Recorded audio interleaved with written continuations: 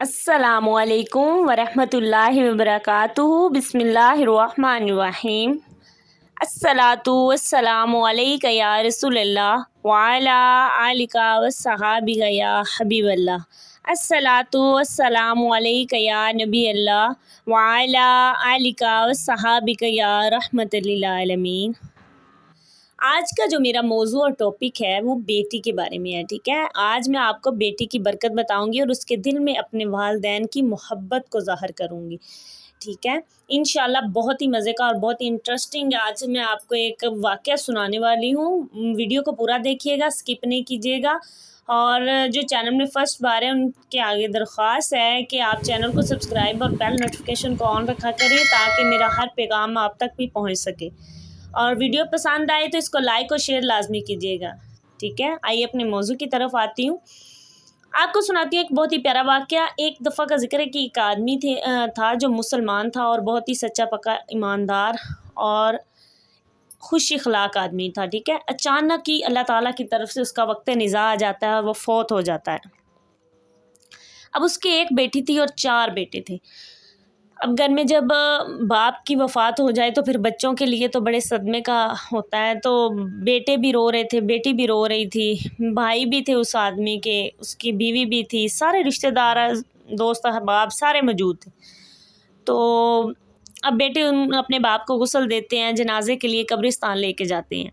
कब्रिस्तान में जाने के बाद कुछ देर इंतज़ार करने के बाद जब जनाज़ा पढ़ने लगते हैं, यानी लोगों के आने का जब जमा हो जाते हैं सारे लोग, तो तब जनाज़ा पढ़ने लगते हैं तो एक आदमी अचानक से वहाँ आ जाता है और वो कहता है कि मैं इस आदमी का जनाज़ा नहीं पढ़ने दूँगा।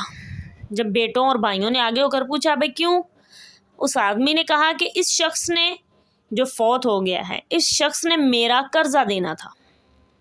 बेटों ने कहा कि कौन सा कर्ज़ा, कितना कर्ज़ा देना था। उस आदमी ने कहा कि 15 लाख रुपए इस आदमी ने मेरा कर्ज़ा देना था और ये मेरा कर्ज़ा लौटाए बगैर ही फौत हो गया है। मैं तब तक इसका जनाज़ा नहीं पढ़ाने दूंगा जब तक कि तुम लोग मेरा यानी इसको दिया हुआ कर्ज़ वापस नहीं कर देते। अब ये मसला जब उसके बेटों ने कारी साहब के पास लेके गए तो कारी साहब ने कहा कि जी बिल्कुल, उस आदमी को इतना इख्तियार है कि उसने जब तक वो अपना कर्ज़ वसूल नहीं कर लेता तब तक वो जनाजे को रोक सकता है। इस आदमी का कर्ज़ यानी जो फौत हो गया, तुम्हारा वालिद इसका कर्ज़ अदा करो, चाहे इसके भाई अदा कर दें, चाहे इसके बेटे अदा कर दें। अब बेटों ने भी हाथ जोड़ दिए और भाइयों ने भी, उन्होंने कहा भाई इतना बड़ा कर्ज़ है, हम नहीं अदा करेंगे, और वैसे भी हमारे बाप ने हमें दिया ही क्या है आज तक, और ना ही हमें हमारे बाप ने ये बताया था कि मैंने किसी का इतना कर्ज़ देना है।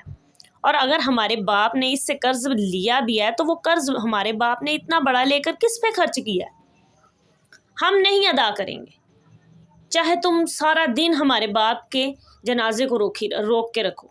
अस्तगफिरुल्लाह। बेटों ने भी इनकार कर दिया।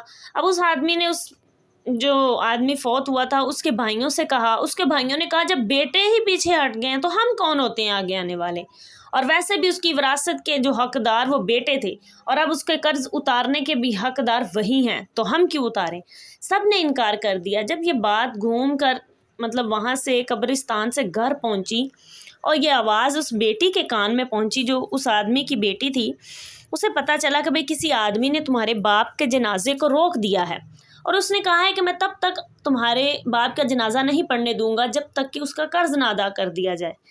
तो बेटी ने फौरी बिना सोचे समझे उठी और अपना सारा जेवर जितना भी उसके पास था या जितनी भी उसके पास रकम थी उसने सारी इकट्ठी की, अपने शोहर से वसूल की, सारी इकट्ठी करके एक कपड़े में बांध कर किसी के हाथ कब्रिस्तान भिजवा दी और कहा कि ये उस आदमी को दे दो और उससे कहना कि मैं उस शख्स की बेटी हूँ, अगर ये कम है तो इंशाल्लाह मैं आपसे वादा करती हूँ कि मेरे बाप का जनाजा पढ़ने दीजिए, मैं बाद में आपको वो भी अदा कर दूँगी।